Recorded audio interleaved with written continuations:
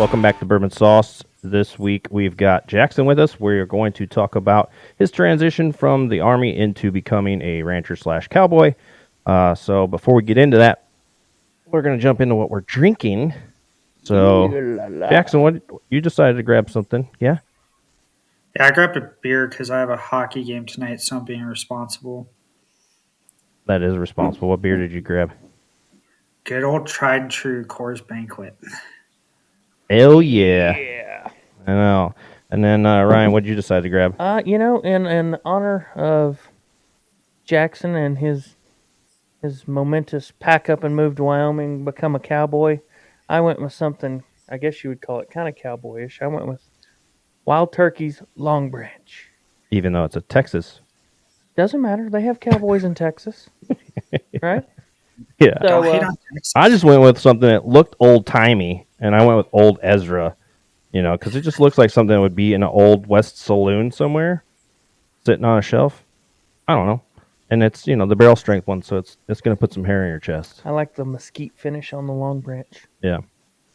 But, Joe Jackson, you spent how many years in the Army? 11. 11 years, and you were an infantryman by trade, and then when you got out, what possessed you to decide to pack up and move out and be a cowboy? Oh, I'd say like the last couple years before I got out, I started getting into horses and studying horsemanship and all that, and I found a lot of peace in it, and I was like, oh, maybe I could go give this a go, and kind of just figured I'd go to Wyoming, and I looked up colleges and found the one that fit best for me, and ended up out here in Sheridan. And how many horse, or is it cow, that you're ranching? The ranch I work for right now, we take care of anywhere between 400 to close to 500 cows at a time. Oh, my God. How many people is that working with you? There's 4 of us that work consistently on it. So 4 people. Almost 100 cow per person. That's a huge head of cattle per person. That's small out here. Yeah. We're considered in the small to medium range. And how many acres is that, though? Oh, man. Between the lease properties and the deeded property, we're probably on close to 8,000 to 10,000 acres. Wow. I'm sorry, you say 10,000 acres? Yeah, and it's not continuous, so you have to drive to different areas. It's over about 100 miles collectively. If you mashed it all together, it'd probably make up close to 10,000 acres.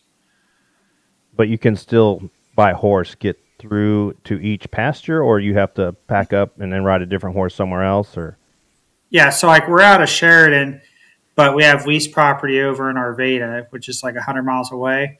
So if we want to go take care of the livestock over there, then we got to go throw horses in the trailers and drive an hour out that way or so. So is that like a full pack out when you go out there, where you have the whole chuck wagon, the whole thing? No. Usually it's just go out there for a day, and then we'll get back to the trailers, and we'll have bedrolls or something to sleep there. Or we have friends out there. So you guys don't actually stay out? Huh? You don't actually stay out in some of those pastures if you're out too late? Like, don't have a bedroll or something with you? No, usually not. You got a lot of rattlers out there? Some pastures have them really bad. We have one called the Horseshoe, and they're everywhere at the Horseshoe. So it's kind of not my favorite place to go when we have to work cows. Now, do you typically carry some sort of firearm just in case you run into some sort of wild animals out there? Yeah, I usually have my 45, and then when I go up on the mountains, I'll usually throw my 30-30 in a scabbard and bring that up there too, just because there's more stuff on the mountain. What brand 30-30 are you rocking? I have an old Winchester. Nice. Good old Winchester. I picked up a newer age Henry 30-30. And a 45-70. And a 45-70. They're matching. They're you got a buffalo gun? Yeah. That's what I'm saying. If we come out there, I'm bringing that shit with me, and we're gonna take something down. Hunting season's in full swing right now. Is there requirements like if you're out and you're encountering like a bear or a wolf or a mountain lion? Like, is there guidelines or rules you all have to adhere to? So grizzlies are still endangered, and that's becoming an argument lately because the populations are getting more stable. And usually, if bears start killing things, then in the past, you couldn't do anything about it. You had to call Fish and Wildlife and they would handle it. And then the state would reimburse you for your livestock that you lost. So you Wolves, just chalk up the loss right off the bat, and then you have to try and fight the government to get money back. yeah. Uh, And then wolves are now, if it's in a protected area, you can't do anything. There's a hunter management area off of Yellowstone where you have to have a hunting license to shoot them. And then anywhere outside of that, though, from my understanding, the state of Wyoming respects that as ag land. So if they're outside those zones, you can shoot them if they're near your calves. So and then mountain lions are one of those. If you can describe how they were a threat to yourself or your livestock, you're allowed to shoot them and defend yourself or your Gotcha. livestock. so when you moved out there, did you go by yourself or did you take somebody with you? No, I drove out here. The first time I drove out here was to do my college orientation. I was out here for like 3 days, and I drove back to Michigan. Then I went down and saw some people because it was right after I got out and traveled around the states. And then I came back out here in August. And I lived out of my truck for the first like 2 weeks, actually. Yeah, it was an adventure for sure. So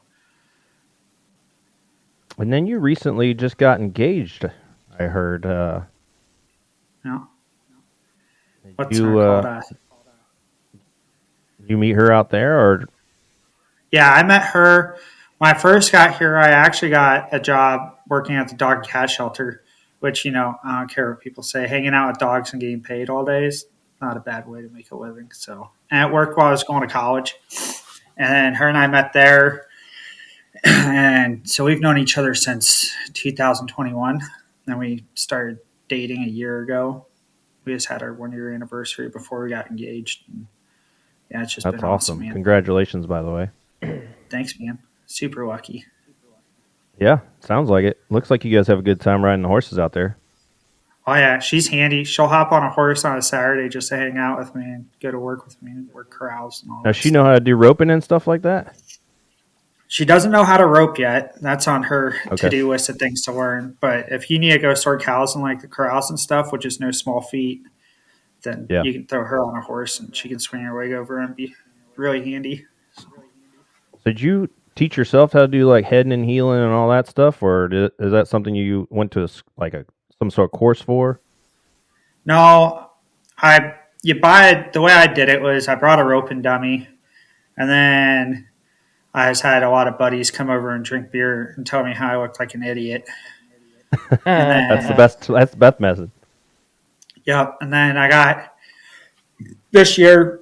I was good enough that they let me start kind of roping the doctor and stuff like that. So, like Nice. for my experience level, I have one of the more experienced guys. They'll usually catch their head, and then so they can control it, set up the shot is what it's called, and then make it so I can catch something. I can 'Cause I'm not remember really that good us yet. roping each other in the duplex in the backyard. Yeah, trying that cowboy jousting thing. Uh-huh. I don't know if we were trying cowboy jousting. I just remember us roping each other, but it was probably after a few beers. What's that called? I could definitely catch you way easier now. I've gotten halfway decent at it. Actually, no, we did try that. Yeah, it was. That's what it was. The cowboy jousting, yeah, Yeah, that's exactly what it was. yeah, That was interesting to say the least. that can get painful. So when you just got out there and you finally got settled in onto that ranch, where did you fall in like the echelon of the guys out there? Like, people watch this Yellowstone show, right? And they see, you get the lead guy, and then you got all these other different guys that are in there, and you got to kind of earn your keep, so to speak. Oh, I'm definitely a bottom hand. The way I got onto the ranch that I'm at now was my first summer here after my first year of school, I actually applied and got in for an internship through the University of Wyoming. So last summer, I was over in Tent Sleep, about 2 hours away on the other side of the mountain. And I spent all summer out there. And then I got back. I got my horse here, and then from Kentucky. And then I was helping my buddy out, and his boss, now my boss, asked what I was doing. And he heard about me getting done with the internship. And I told him I'd take any work I could get. He was like, all right, I'll start calling you. And that's kind of all she wrote. Went from there. So. Nice.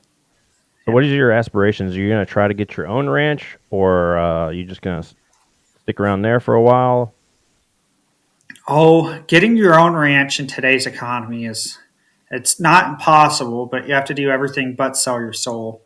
It's so darn expensive. You already did And that once. I don't think you can do that again.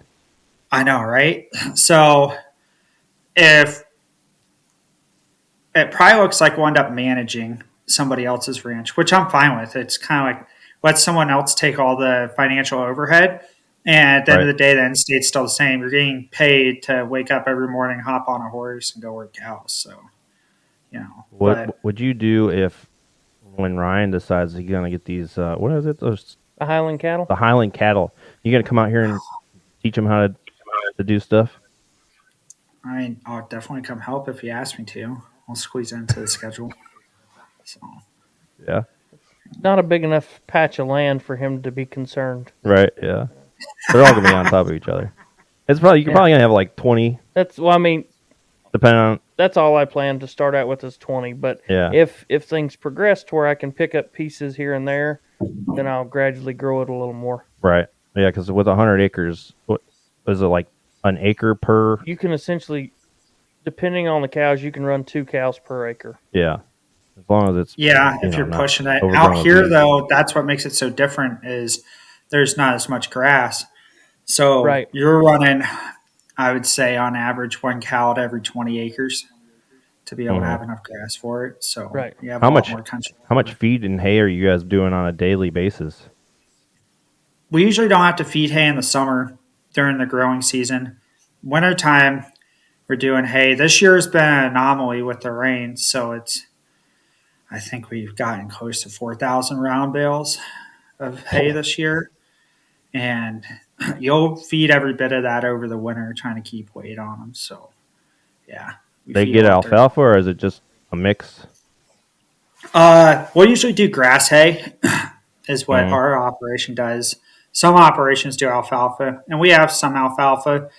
It's kind of what you're trying to achieve, alfalfa for ruminants and for hindgut fermenters like horses and cows. It ferments in their gut, so it does give them a lot of energy and then therefore heat. So we'll usually save the alfalfa for like your blizzards and stuff like that when it's really bad.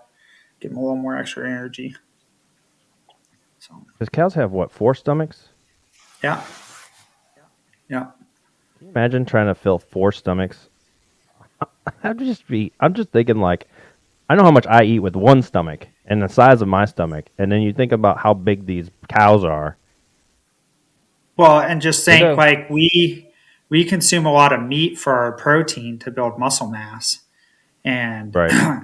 then cows are having to eat just grass. Sometimes they'll eat grain and other things you can feed them, obviously. But if you go to the basics of it, they're eating just grass, and they have to eat that much to Right. be able to get the protein to be able to build that kind of muscle. It's nuts.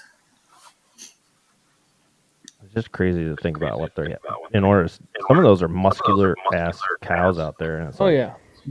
they got to be feeding them some kind of mixture. Well, grain and stuff. Right.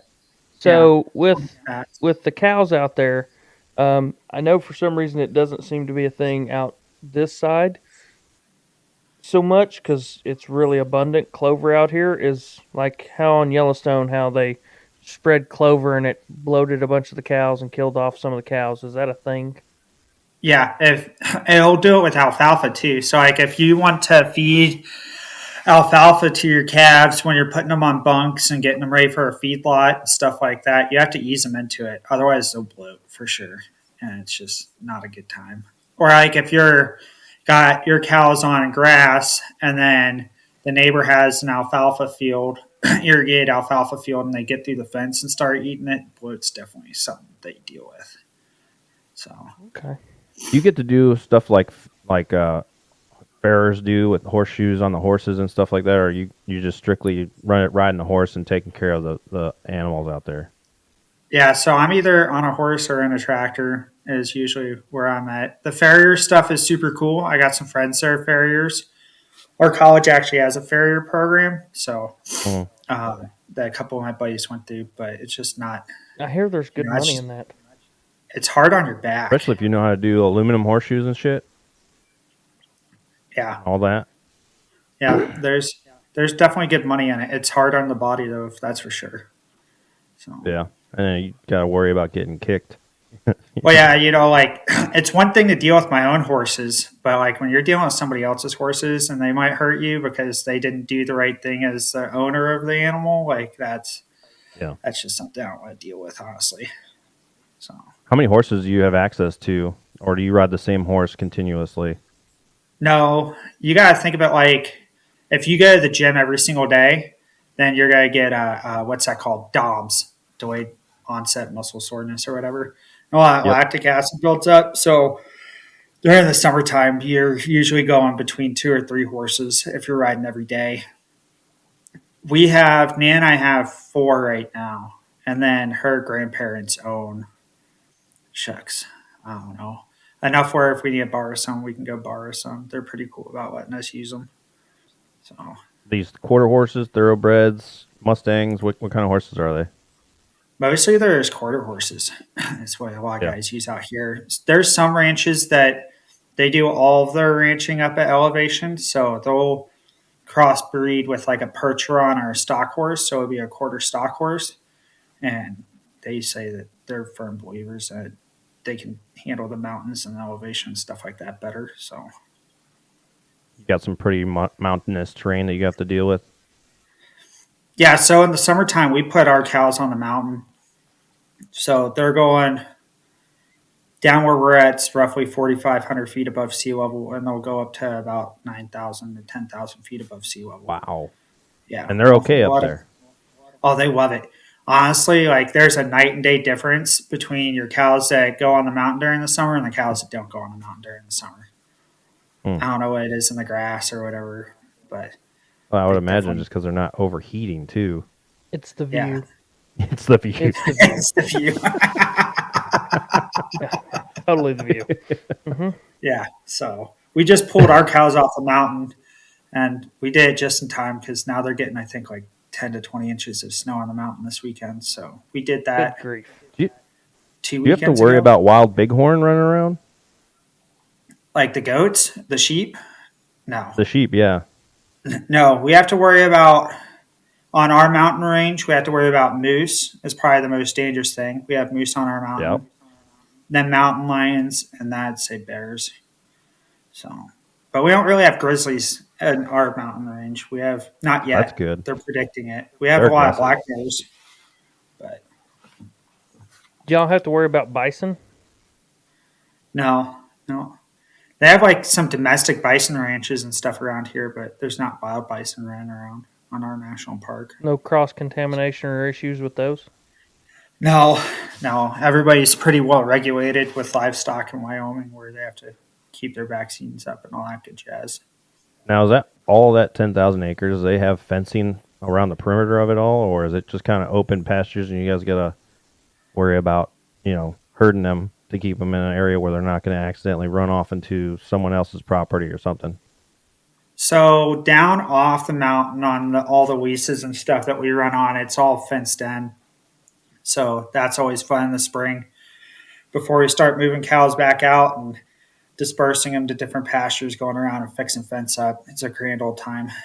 And then the mountain, though, they move pretty freely along the mountain range. So 2 weeks ago, when we pulled them off the mountain, it was a 25 to 30 mile day of climbing up the mountain on horseback, riding that, and then gathering through multiple pastures just because, fence is hard to keep up there. So And then it's hunting Yeah. season, so all the hunters are up there, and for some reason they like to leave gates open.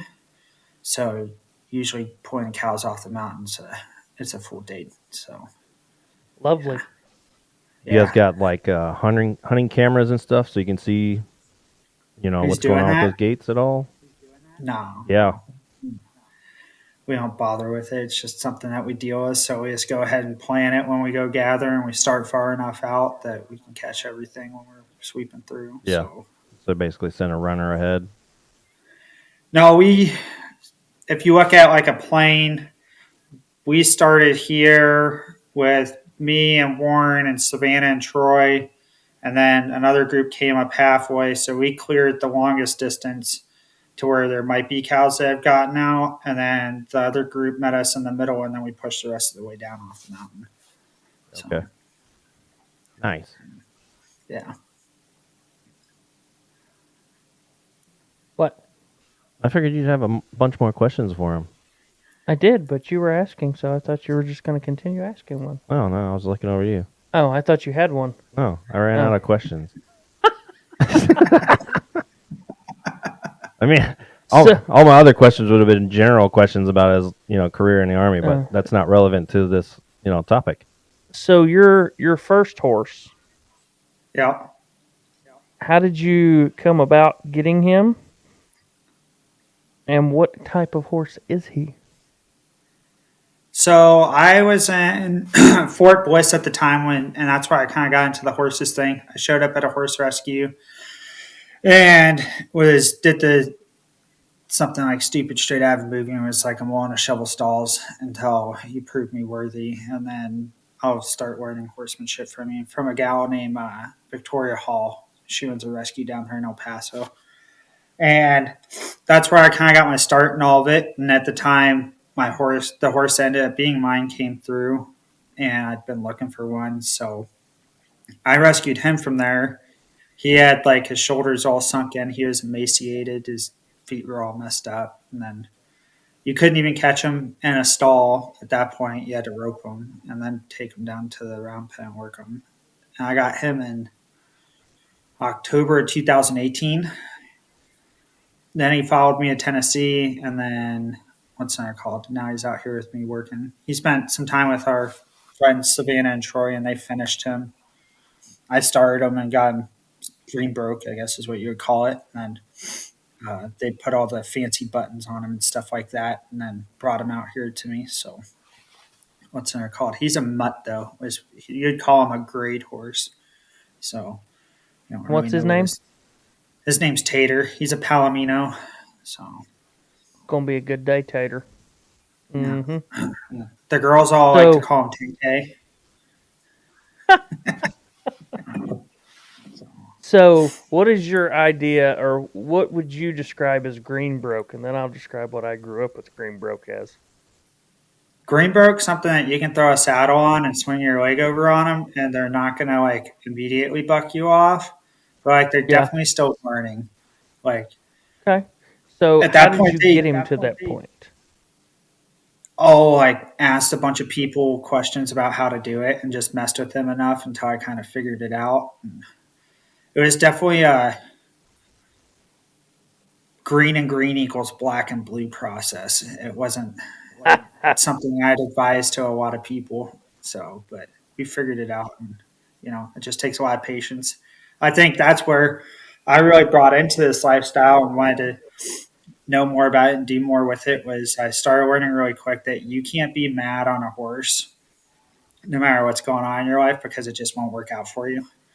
So, right, because they feed on them emotions. Definitely forced me to learn how to control my emotions and get that benefit and stuff like that. So, and then my first ever experience trying to get a horse to Greenbroke would have been with my pappy, God rest his soul. Had a horse. She was a year and a half, almost 2 years old when I got her, and took me out in the corral, took a lead line, threw a 50-pound sack of feed on her back, walked her in circles till she seemed to start sweating and be a little tired, threw a saddle on her, let her kick and carry on for a little bit with the saddle on her, walked her around a little longer, threw a 50-pound sack of feed on that saddle, walked her around a little longer, took the sack of feed off, said, "Get on there." Yep. That's definitely Uh-huh. a way of doing it. Yeah, that's a way of doing it. That's a quick way. You said it, sir. Yeah. Yeah, it's a quick way for you to get on, and a And quick off. way for you to get right back off. Yeah, for sure. But it was also one of those like once you got off, Pappy would look over at you like Dust yourself off, get it back on. he wouldn't even say nothing. He'd just look like, "What are you gonna do?" You're like, "Well, obviously I gotta dust myself off because I can't cry and complain because then I nope can't do it. That's Pappy." Yeah. So you get back on, you get thrown back off a few times. But All horses are that's like dogs. They're different, and you kind of gotta meet them at where they're at. Some horses take longer to get them to the point where you can hop on them, and there's been some horses that I've been around that you could hop on them right away and just tie your lead rope around his reins and ride him around in a halter, and they're fine the first time, and you can trust them with that. And then one of the horses I've been starting this summer, though, I got him way older. He's 7, and he still had his nuts when I brought him from the sale barn. So I had to go get him cut. And I had to do all the groundwork with him and take my time with him. And then we just put our first ride on him on Sunday. But like the way we did that one was I handed off the lead rope to my buddy, and he wrapped it around his saddle horn, dallied it off, and then they call it snubbing up. And then you just hop on and just hold on to the saddle and then move the horse around like that. But usually that works better because you have a spooky horse. They won't try to run off or anything like that. It won't cause a wreck. You have more control of the situation. So Do you have any horses that you trust that you could ride without a saddle bareback at all? Tater. Yeah. You could do anything. You guys got a Tater. good relationship.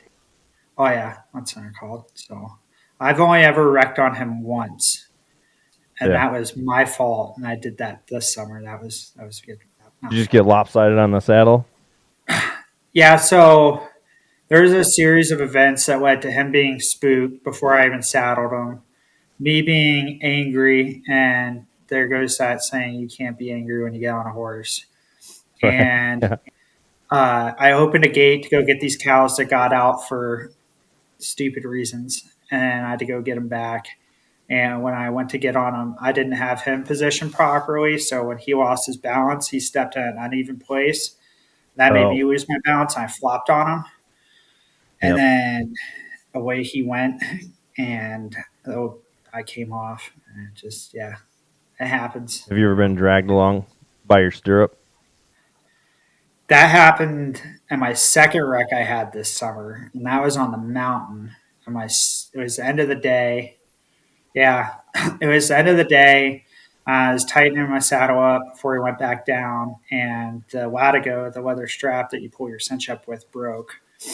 So there was like 6 inches left on it. So I just pulled the cinch up to the buckle, punched a hole with my knife to get the cinch hook backed up somehow, but it wasn't tight at all. I was like, well, I guess we're just going to try to get off the mountain this way. So we ended up, it was like 8 at night. So we were trying to save time. So we cut through the forest to get to the other side of the trail. We were zigzagging deadfall. And my saddle rolled on me. And then I ended up under the horse. And then the horse was really good. And he just sidestepped away. And then I uncovered my face. And I realized I was moving on my back. So I looked up and I was hung up in the stirrup. So I'd say that's honestly one of the scariest moments I've had in my life. But the horse was cool. He was just sidestepping, still looking at me like, what the heck is going on? And it gave me enough time to knock the stirrup off my foot. Yeah. What's the biggest cow that you've got on the ranch right now, weight-wise? I'd say probably 1,700 pounds. Can you imagine being hit by 1,700 pounds? What's the biggest bull? Oh, our biggest bull is probably 2,000 pounds. Good God. That's a beefy boy. That's a beefy boy. Is his name Dan? No. Because he's ornery? Because he's a beefy boy. Yeah. Bulls are interesting. Usually Now, do they're they pretty docile, Yeah. but do they if do they their don't own want to go, breeding there on that ranch? yeah, we do a mix. Uh, so with breeding, you have two classifications. You have live cover, and then you have artificial insemination. Yep. Mm-hmm. So most of our older cows will do live cover on right away, and those get bred to a bull throughout the summer in the pasture.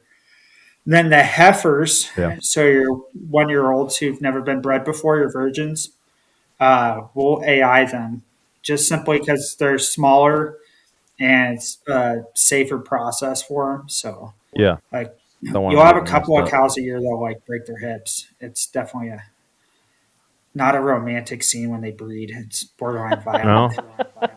I remember. Yeah, I remember being part of an AI, and that was the nastiest thing. Sticking your hand way up in there, and Yeah, feeling around.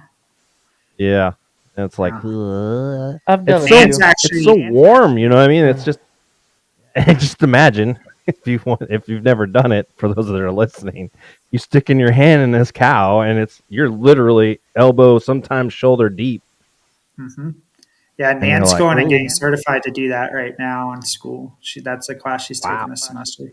Oh, that's you good didn't money, want to get man." certified? No, no, not at all.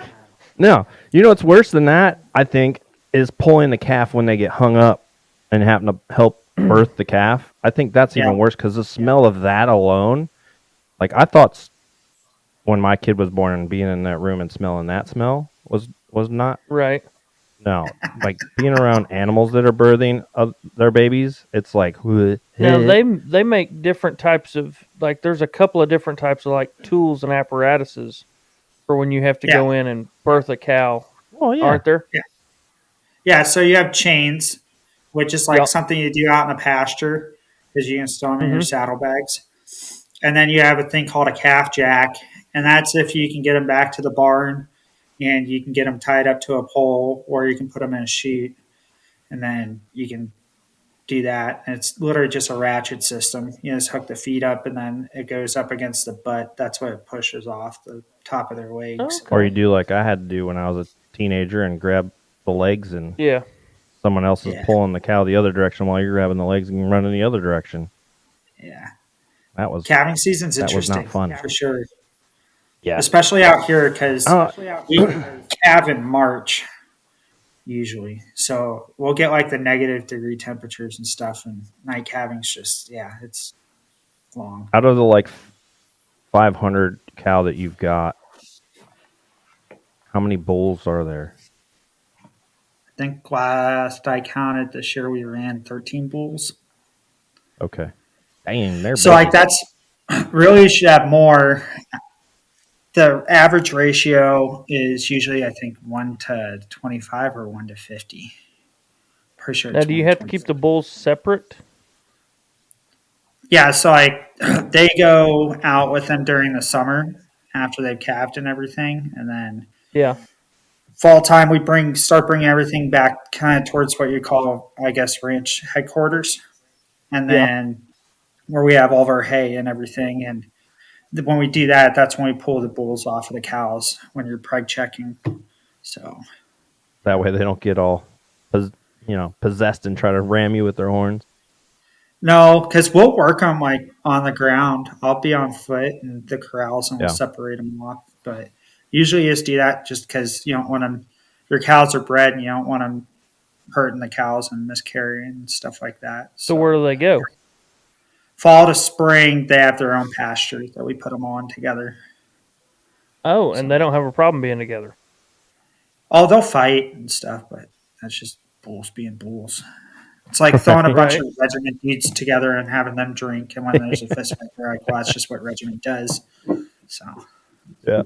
That's That, fair. that sounds about yeah. right. There's a lot of Yeah. testosterone in one little pin, Oh yeah, Something's bound to happen. oh yeah, they'll You ever break been hit stuff. by one of those bulls? No, luckily I haven't. I was dumb when I first started. and we were moving cows on the other side of the mountain, and they were fighting. And I thought that I could take my horse up there and then go break it up, which sometimes you can. But I also learned that that's like kind of a thing that you do when you're more experienced, because they'll fight until they're so exhausted that they can't see. And then they're just, once they break from locking up, they'll go running in whatever direction they're facing at the time, and they'll plow through anything. And like, you can get yourself hurt or killed that way. So yeah. Have you come up on like any moose and bull getting like a bull moose and a bull getting into it at all? No, they usually leave each other. I'm kind of curious. I want to see if that ever happens. Like, who would win that fight? I would say the bull moose. Bull moose are scary. That's honestly the biggest thing I worry about up in the mountains is the moose. They're scary. Dude, I was gonna say, I heard more people are afraid of a bull moose than they are of a grizzly bear. Dude, they're fucking nasty. Yeah. I've seen videos of them like charging out in the rivers and chasing boats. They're real nasty. It's like the American hippo. Yeah, exactly. Really. Like then you have to worry about the cow elk when they have calves in the spring, summertime. Yeah. If you get yourself between them, that's honestly more scary than getting between a bear and its cub, because they'll come after you. What plans do you have for yourself here in the next 5 years besides getting married? Oh man, finish school. School's a struggle. I'm not really good at the college thing. Fair. And then once I graduate, hopefully start managing for somebody else, and then we'll see where the economy's at. It's just kind of hard, either way, as long as it states us getting paid to hop on a horse every day and work cows, then I'm happy with that. So maybe have a couple kids. They got a lot of veterans out there where you're at? And Sheridan specifically, like veterans cowboying or veterans in general? Yeah. Cowboying. I haven't met really many cowboying around here. Up in Montana, there's a bunch. There's a nonprofit called Bear Hug Cattle Company, and they every year, I think they have applications open for next year right now, and it's a 10-week program, and you go to the biggest ranches between Montana, Wyoming, and Colorado. I think they even go to Idaho. Don't quote me on that. But yeah, you do that for 10 weeks, and it's a pretty intensive program. And once you're done, though, you pretty much have the skills to be able to get hired onto a place. And there's all the networking that you do during that program and stuff. That's a pretty cool way to get into it. And then up in Montana, there's Little Belt Cattle Co. And that's started by some Navy SEALs. And they're a pretty big operation. They're big advocates for veterans getting into it. So I'm drawing a blank. For what? What was that one? What, the war for vets? The war horse for vets? War horse. Was it soft? Oh, that you guys did with the fifth war horse dudes? for vets, and then they have the soft program. Yeah. Was that? Oh, the program that you guys did with the other interview? No, so with the one we were talking about with Mark? Yeah. The horse soldier guy? Yeah, it's war horse for vets. Yeah, war horse. Yeah. Is that in Kansas? Yeah. It is in Kansas. Yeah, it's out of Kansas. Yeah. There's a bunch of programs. It's definitely growing. Yeah. But apparently when they ride, it's more competition. Well, I think there's twofold to it. Obviously, there's the part of it where they're teaching them just a regular ride, and then there's the other part of it, how to do like head and heeling and fucking doing all that other roping and barrel racing and all kinds of stuff. Oh, getting into rodeo. Yeah. Yeah. Did you? I saw you did do a rodeo recently. He did. Yeah, I entered in the county rodeo. We did the hide drag where you take a steer hide and then they attach a rope to it and you hand it off to the guy on the horse and away you go. So how fun is that? It was fun. The way most people do it is, the way most people do it was they would ride down and then the horse would stop in front of the hide and you would hand off and then they'd go, which results in the horse stopping and losing momentum. We tried a different technique where he just rode past me and went around. So I had trouble the first time timing, handing him the rope and then getting down on the hide before he ripped my head off and cleaned me out. So I didn't get a hold of the hide. There's a handle that they attach to the hide, and I didn't. Yeah. didn't That's go down that. convenient. Yeah, and then the second time, though, we did pretty good. So So you didn't do any bull riding for that one. no, I don't plan on bull riding, man. That's You such don't a want to come out the chute? You're not doing that no more? no. You're That's getting an too old, huh? I hopped on a few when I was in Texas just to say I did it and try it and Yeah. see if I liked it. And it was cool to say I did that, but like I don't. The amount of commitment you have to do to be good at it, and Yeah. it's just something either you're all in or all out on. And I just didn't want to. You never wanted to get on a bronc? No. I have a hard That's enough time not when fun, it's man. fresh. Yeah, horses are fresh in the spring and they buck, and that's enough for me. So Yeah. Oh, that's. I've been. I become kicked off more horse. aware of my mortality as I grow older. Yeah. Isn't that weird how that works? When you're Yeah. 18 years old, you're like, I'm fucking invincible. Nothing can take me out. And then Yeah. as you get older, you're like, you sneeze and you break something. And you're like, oh God. Well, it's like the kid growing up that stuck a penny in a light socket, and he's like, "Da, da, da, da, da, da." You do that now, and it's like the next thing you know, you've just completely went rigor mortis because nothing wants to move now. All your Yeah. joints are stiff, arthritis is set in. I'll get zapped by a hot wire that you keep like livestock in with. And I'll be like grabbing my chest, worrying about heart palpitations and stuff. Dude, we were out the other day. This guy across me, he's got 100 acres and he's got 2 horses. He doesn't do shit with these horses, right? But I like to feed him carrots. And I was reaching over the fence, feeding the one, and all of a sudden I put my arm down just enough. And it was like, "Push-kai!" I was like, the fuck? Yeah. Hot Damn wire will it. get you. Mm-hmm. And then the horse was like, what the fuck is wrong with you? Yeah. The horse was like, "No, thank you, sir. I I do was not." like- It's like, I will not take a carrot from you. I'm going to change direction, and I will take a carrot from this gentleman. Oh, horses Yeah. and hot wire and cows and hot wire are two totally different things. Horses are way more entertaining when Yeah. they hear Yeah. hot wire. So I mean, we had cows when I was growing up, off Horses and on. are like, and the pew, pew, pew, the pew. cow would just we had one that would lean into the hot wire. Yeah. I think they think it's like a massager Yeah. for cows. How do the ones out there do? the cows or the horses? The cows.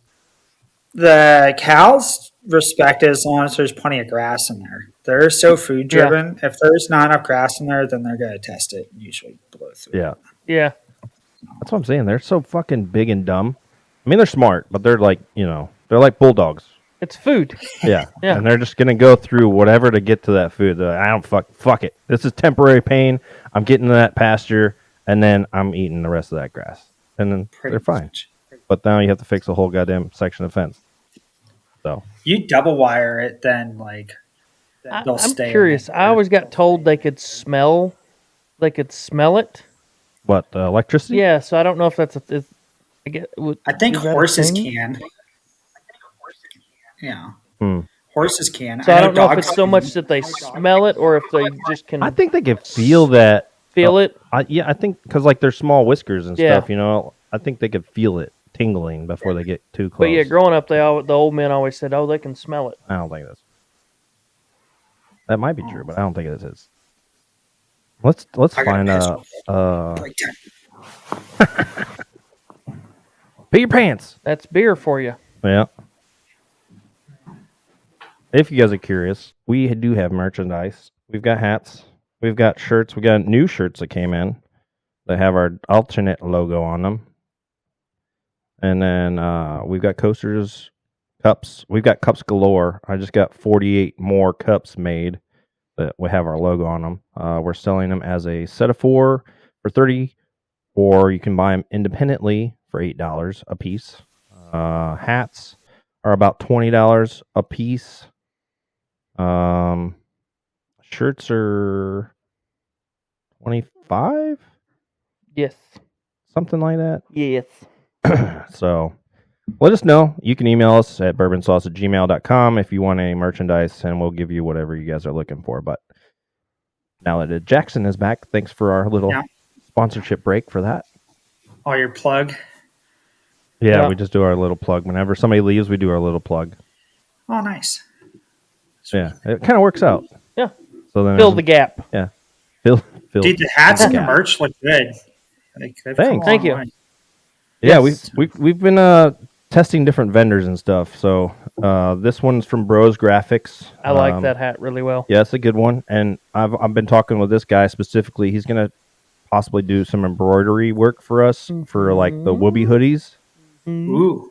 So It's if not we get called. some Does Whoopee that say hoodies, we'll send fudge you one. rounds on it? Is that from that Yes, Oliver Anthony song or yes, whatever?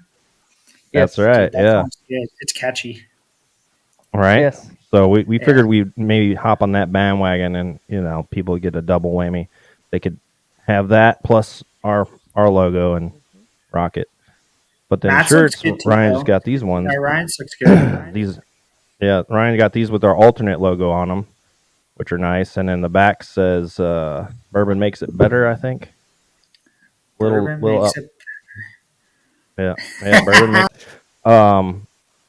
What else are you planning on doing with this ranching thing? Are you just gonna stay on a property as long as you can? You gonna get your own house that's near, like, build your own house, build a log cabin, have kids that are gonna help you? Like, So we rent right now, and yeah, then we'll see what the future holds. So, Nan's family actually comes from the first dude ranch recorded in American history. So nice. they're the Eaton's Ranch. So, we might end up out there and helping with their operations, or we'll end up going and managing for somebody else. It's a good time to be around here. There's a lot of potential in the next 5 years with guys getting older and retiring and stuff like that. So, we're just kind of Sounds enjoying like where we're at in the Warhorse. process. So there's an opportunity for anybody that's out there that's looking to be a rancher or a ranch hand or a cowboy in general to come out there to Wyoming and have some Oh opportunity yeah, for there's that. guys hiring all the time. That's one of my pet peeves though. Is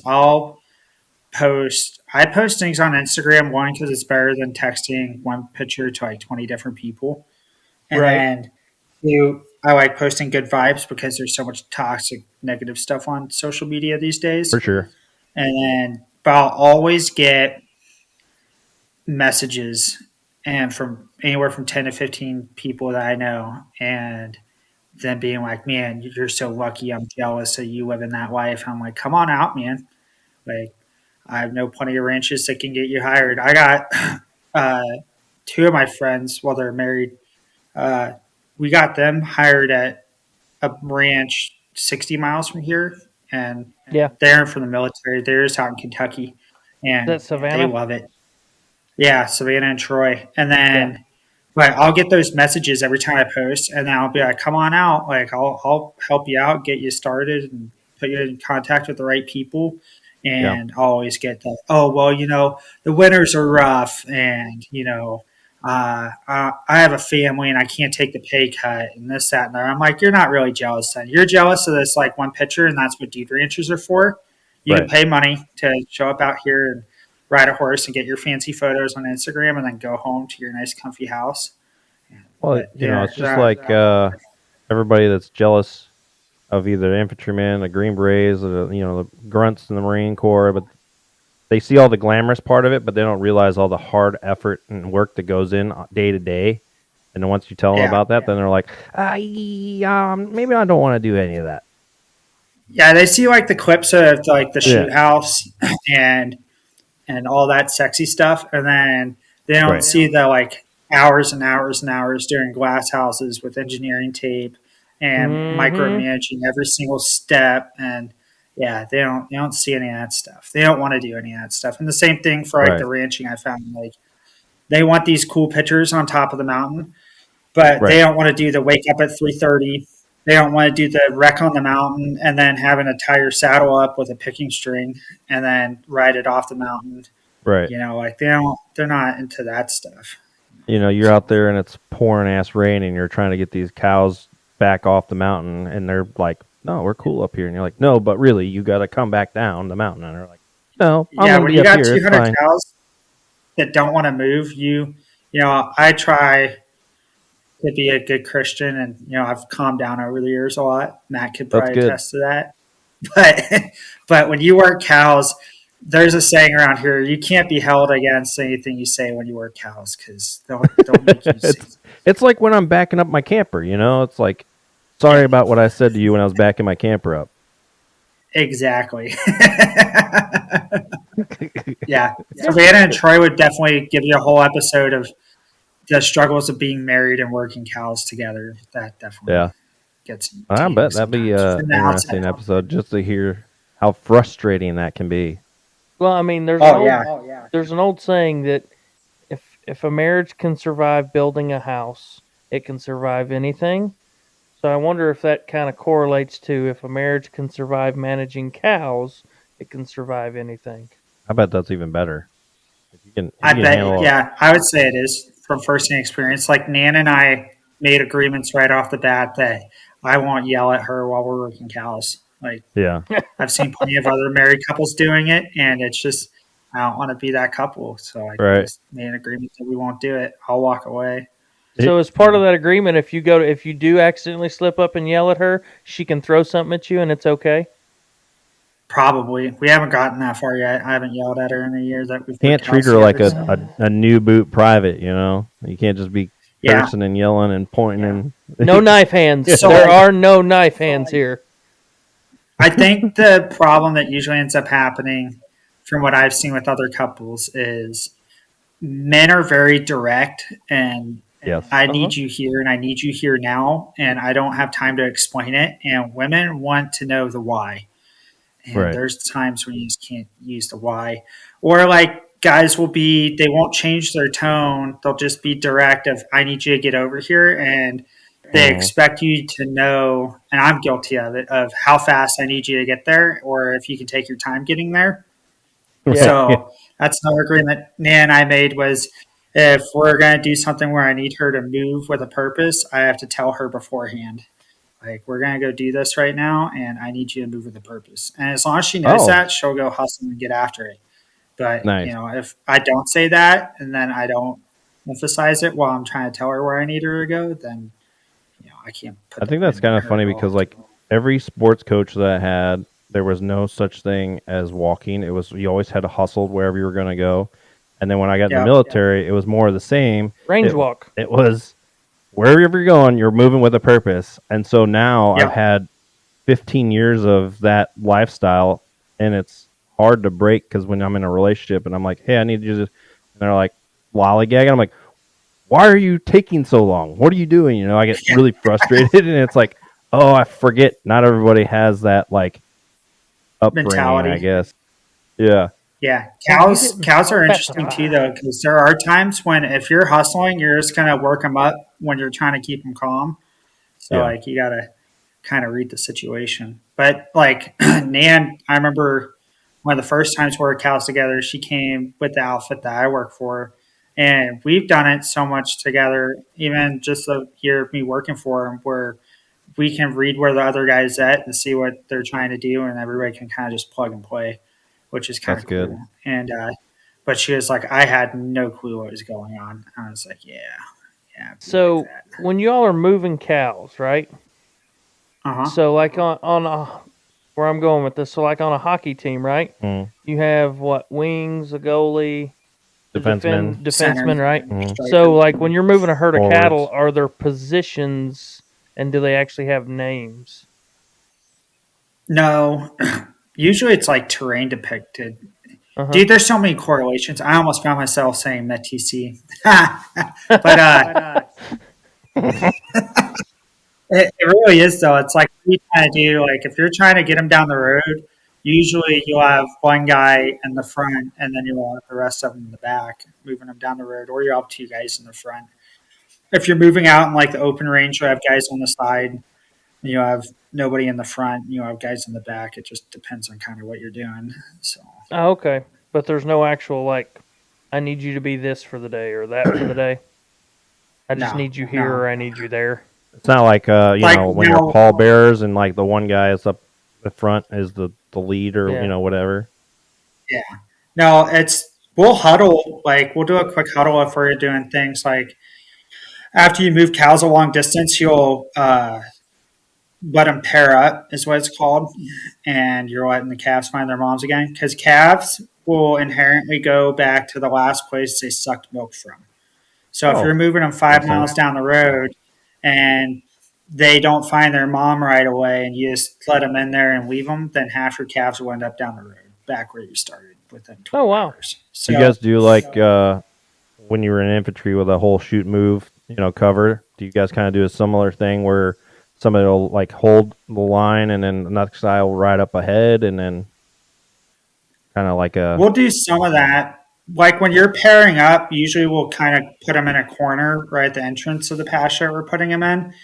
And we'll just huddle real quick and we'll be like, all right, you and you are going to hold the herd, and then you and you are going to go find pairs and then bring them out so that we can whittle down Mhm. and see what's not paired, see if we lost something along the way. I want to get So some it kind of video just goes footage if like you that. ever get a chance with your phone. I know it's gonna be difficult to like catch you moving a whole herd and just kind of see what that process looks like. That'd be interesting. Yeah, I got a few on the gram. That's what I call Okay. it, me moving cows. So If we make it out next summer, I'm gonna bring my gimbal and I'm gonna fucking ride a horse and do that and just be a trail man, just kind of oh, capturing yeah, what's going on. that's Just what get I a call it. You're more than UAV. welcome. I do have a UAV. I've got a drone, but I don't know if the cows would like that.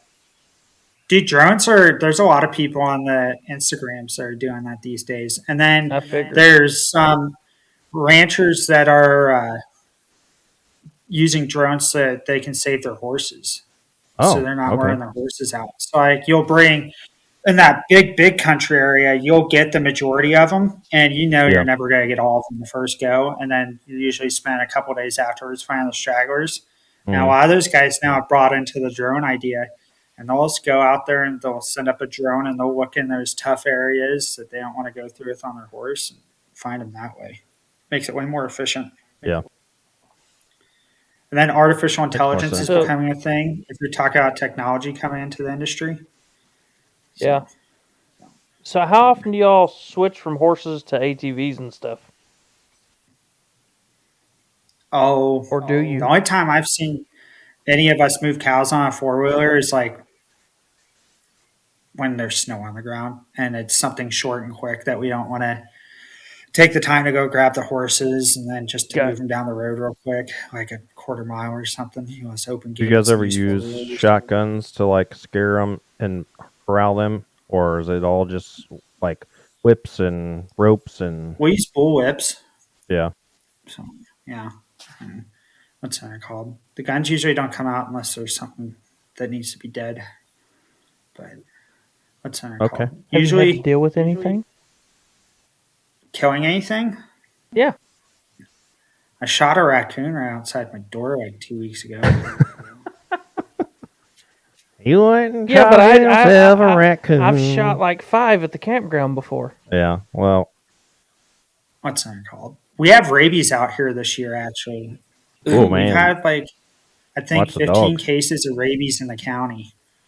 Wow. So mainly Do you have skunks dogs and that help you rats. guys herd?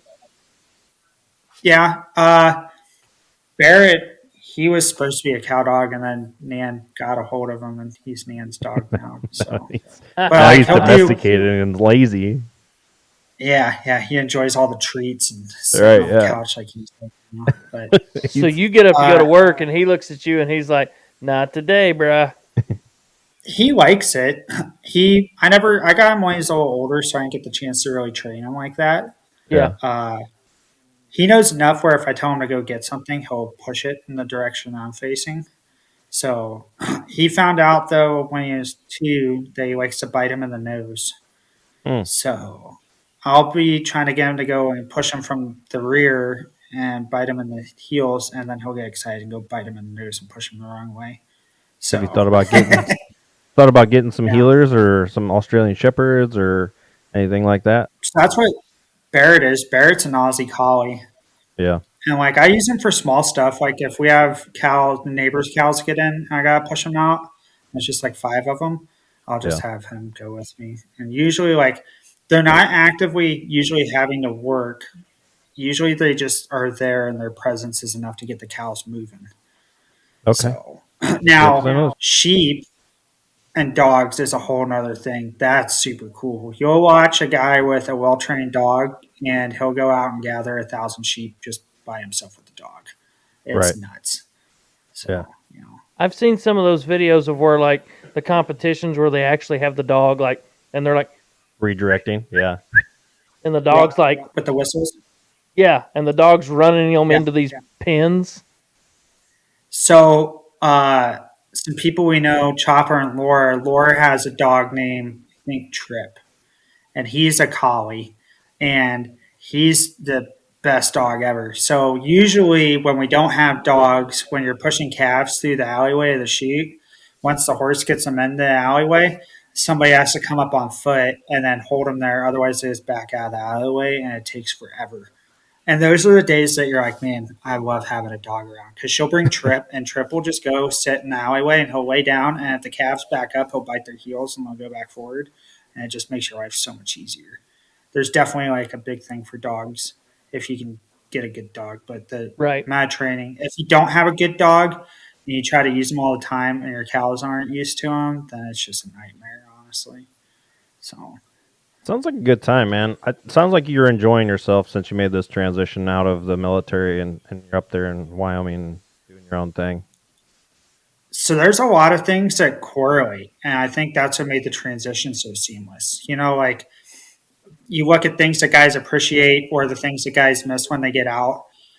Yeah. And, it's like especially for your infantry dudes and like special operations guys, you're used to suffering together, and that's why those guys get so close. Yeah. And you definitely get that with the cowboy thing. Like it's suffrage. Right. The loyalty. Yeah, you get the camaraderie from the loyalty of like knowing, man, today's going to suck because the weather is bad or whatever. Right. And you have 5 dudes that are going to show up no matter what. They don't call in sick just because it's going to suck. You get that reliability, and you're staying so busy you don't have time to kind of get in your head, and it gives you purpose. Like 100%. when you're taking care of animals, you can't sleep in and be like, oh, I'm depressed, so I'm gonna spend the day in bed. Yeah. Like Right. but like that's a real thing that happens to a lot of guys when they get out, and Yeah. I think all those things together. That's why it is growing with a lot of veterans moving to the cowboy industry. Is it just translates? Gives you purpose. Yeah. And it keeps you busy as hell. So, that's a very important thing when you get out is finding something to keep you task saturated. It's so difficult. When you go from a operational tempo, if you want to call it that, as being go, go, go, go, go, go, go, go, go, and then you get out and it's like, boom. It's like you hit the fucking brakes and you're slamming the ground and you're like, what the fuck, Right. Like now you're looking for that adrenaline rush. You're looking for, the next whatever. And, I think you found it. So that's awesome. Yeah, it's definitely been the best thing for me that I could possibly think of. And I think there's some cool things about Yellowstone that's brought people in general, the population back towards ranching and agriculture. I think some things aren't good. Like if you're willing to show up out here and say, I don't know anything, I'm willing to work my ass off and learn. Like it's the most welcoming community you could ever find. Like Nice. I've just been welcomed with open arms of people that are willing to teach you.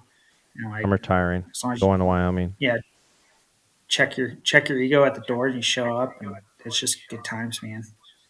Well, on So. a personal note, are there a lot of single women In Wyoming or in general?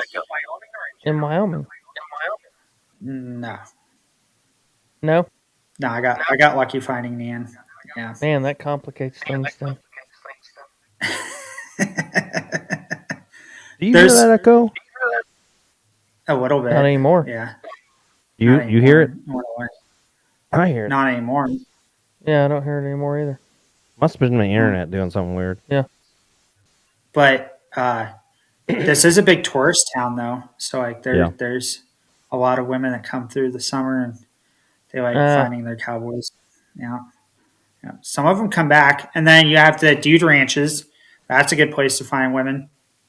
We call them. Good place to find dudes too. Yeah. So like, we call them Eaton's transplants. Maybe lose my train of thought there.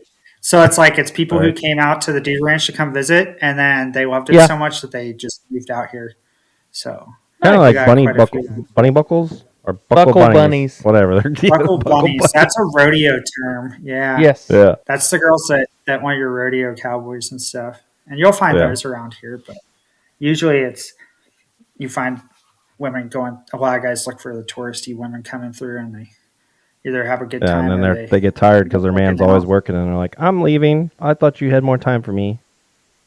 Yeah. I got lucky, like I said, with Nan. Like, she's all about it. Summertimes, there's a lot of at least 60, sometimes 80-hour weeks, and I wouldn't be getting home till 9, 10 o'clock at night. And I was like the first big test for her and I was like, I warned her Right. going in the summer. I was like, I'm not going to be around.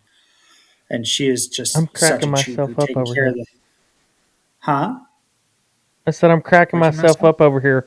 I keep catching Why? myself turning my head like I'm going to be able to hear you better through the microphone. Dang dong. Oh, because you're deaf from your range day? Yeah. Well, it's because Dan messed with the volume again. I'm like, Yeah. Well, The struggle of Either way. technology and figuring it out. you need it. Or you could be Dedicated. like a big podcast like Joe Rogan where you have your own like tech person. I know. I need to Right. get that You big. guys want that? We need to get on that I mean, level. sponsorship's always welcome. Yeah. Yeah. That's what they're called. But yeah, we'll definitely have to have you guys out here. It's a whole nother world for sure. Would love to, for sure. Unplugging from society, that's a big thing too. If you watch the news, you're just caught up in it. So What I'd love out to here, do you is don't get a have- new truck that I can pull my camper, and then we'll just drag that out to Wyoming, and then dogs can stay in there, and we go do a riding for the day, and then come back, and the dogs will have Right. tore up the whole camper. It'll be fine. And then Tank can see Jackson and bitch at him. Yeah. Tank's not a fan. He's actually been really good around me lately, and I don't know what his deal is. I don't know if it's because I've been absent from him for so long that he forgot who I am, or if he's just like, this dude's all right. He's just old and he tolerates until you get loud. And then he's just like, Ah. yeah, I don't like it. He's grumpy. He's a grumpy old That's what they're vet. called. He He finally is that started to cranky old like me. bastard. He finally started to like me like right as I was leaving. I think it's Yeah, because he's like, okay, you have been around long enough. Yeah. I will accept you. All right. Yeah, But that's I what mean, they're in called. his Remember when defense- Bethany- Yes, I do. watching In his those- defense, I was- he's very used to not many other people other than myself being Yes. around continuously not in his very life. socialized. No, he's very Yeah. socialized. Met lots To of women. people, but he's not accustomed to anybody staying in his life long, other than me. What's- Jackson caught that. i.e. your women. Uh huh. Revolving door. Now, I remember I had a couple of drinks. Were we watching rodeo that night or watching hockey? Yes, we It was were one of watching two. we were watching PBR. Yeah. And Anyway, somebody, Oh, before we Jackson fucking was good and- digress completely from our Jackson was good, story. good and feeling good. yeah, I was feeling good. Jackson, you And got then anything somebody you had want a to plug quick for ride. yourself? Do what? No, I think like You got your own I just Instagram advocate though, right? for- yeah, I'm on Instagram. It's what What- is it? Where can people find you if they want to check your Instagram out? If It you want people to is- find you. Anybody can find me. If anybody wants to like ask more about this industry and consider it, Exactly. I try to be an advocate for it or an ambassador is what it'd be called. There you go. Mine is Eddie, like Leave It to Beaver Eddie with the IE _ Haskell 123. And that's my Instagram. But I will put that in Yeah. our description below for those of you that are curious, so you can find Mr. Haskell Jackson as That's we what I know call him. it seems scary when you're first doing it, but I think as networks grow, with all the nonprofits that are starting up and helping get people, veterans Yep. specifically, into this industry, like I definitely put Bear Hug Cattle Co. at the bottom of this if people are interested in that. They're taking applications right now. And Heroes and Horses is out here, and Saddles and Service are the top three. So Perfect. yeah. I'll have to look those up and put those in the link as well. So that way people Yeah, can those find are all- those links and then all great places to start.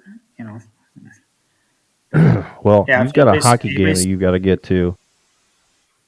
Oh yeah, it's like 5 minutes till I gotta go. Yeah, I gotta. So Yeah. we appreciate you carving out Right. time from your busy schedule of chasing cows around on horses like a real cowboy. It's always a pleasure coming on here. Definitely want to do it again in the future. So what's We'll it have to called? do Maybe we another can one. have. Just the boys bullshitting about stories of each other and stuff. We could do that, and then Savannah and Troy Cox would definitely be a couple to have on in the future because they can give a civilian perspective of moving out here and figuring it out. And Perfect. what's it called? They've done really well for themselves too. Cool. So- If we can make that connect and Yep. I get back from Africa, then we'll do that. Africa. I dream of Africa. I don't think that's a real thing. Toto. No. Mm-hmm.